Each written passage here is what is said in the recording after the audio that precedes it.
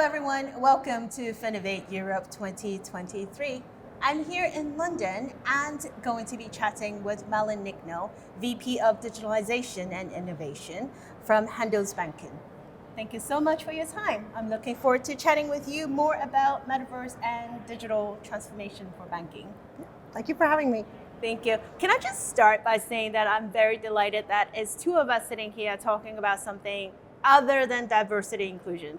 That is an important topic, but we are talking about something super interesting, exciting on the technology front as well. Absolutely. So, real quick, before we start though, I want to get a temperature check from you. Mm-hmm. How do we define the metaverse, especially when this is something that is so early? It's almost like talking about the internet back in the 80s before it is the internet as we know of today. Yeah. And I'm going to be so boring to say that so our view is that there isn't really a really good definition of the metaverse because it's not a uniform concept. As you say, it's really early days. Mm-hmm. So it's a broad perspective of various ways of meeting in perhaps the virtual worlds. But that's okay. I mean, concept can be fun too, right? Yeah. Exactly. So let's start from there. If this is still so early, what are the different building blocks, if you will, that we'll need to get to where we need to be from your point of view, for it to be something that is mainstream, that's kind of like you and I sitting here talking about it? Well, I think there's a number of technologies that kind of need to come together. And we are, of course, we're seeing at the moment, we're seeing quite important steps in terms of how technologies like AI technologies are maturing. Mm-hmm. But to have that fully fledged metaverse immersive experience, first of all, you need to figure out things like how do you monetize building relationships in virtual worlds. Gaming industry has done that quite well. Yes. But there's also a massive need for just updating user interfaces and how to interact. And you also need to kind of solve the problem of how you actually walk around in these worlds, which is a tricky thing at the moment. Beyond that, to be able to scale that, you probably need an update in different kinds of communication technologies. And so it's a number of different technologies that need to come in place. And beyond that, what also is a huge difference, and what we also often use as an example of comparing kind of the old versions of virtual worlds, like Second Life. Mm-hmm. Where that was basically just a software as a service platform and a gaming platform for entering in with your avatar and spending time in that world.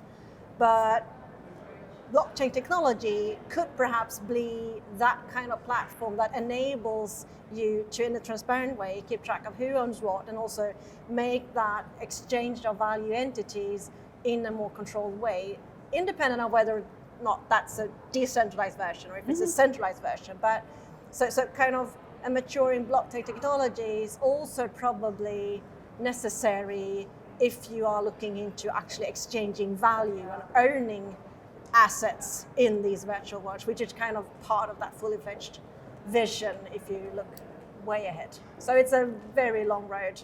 It is a very long road. But I'm sorry, I warned you before. I can't give very long answers. I love that. But I would also say what's super interesting here is that normally in any change, whether or not it's tech-driven or driven from other initiatives, human behavior is kind of the slow mover.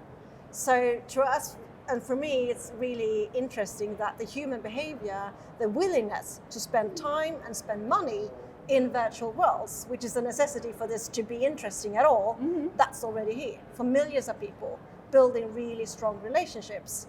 That, I think, is kind of the key issue for us for why this is interesting at all to try and wrap our heads around. I can't agree more, because oftentimes when we think about communities, virtual communities, right, I look to my children. My kids love Roblox. And they would spend hours and hours on it. That's their version of play dates with their friends, right? And not only you spend time, you also spend money. Yes. You spend money getting all these digital assets, skins and things and whatnot. And it makes you wonder, if this is the future world of what we're going to be in, what role does banking play?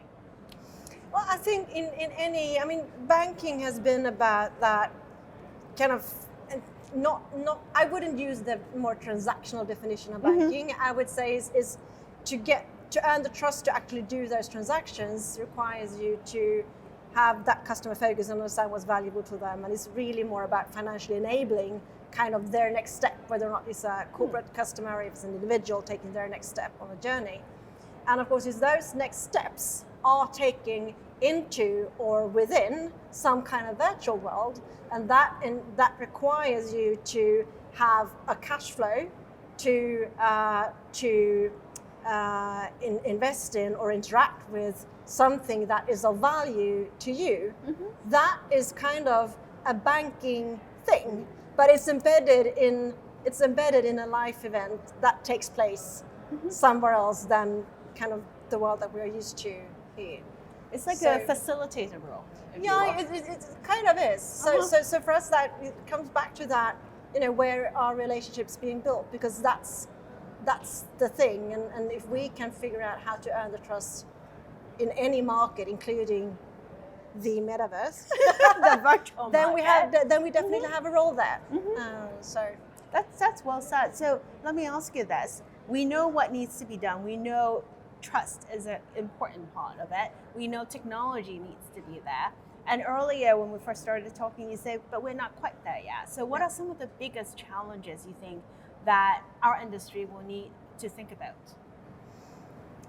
I think there will be, we've touched on just the multitude of technology upgrades that are necessary, because in that aspect, in some cases, whether or not you're talking about blockchain technology or even perhaps the user interfaces, you'll sometimes feel like we're in 95 trying to figure out what internet is all about. So it's really early days. But I think also when they're thinking about it, not so much as a user interface, but as actually more a new virtual market, then that also implies that the questions that will be really tricky one to solve, they are about legal, they're about understanding human behavior, they're about social, politics. It's all of these multitude of questions that will be really complex and tricky ones to figure out.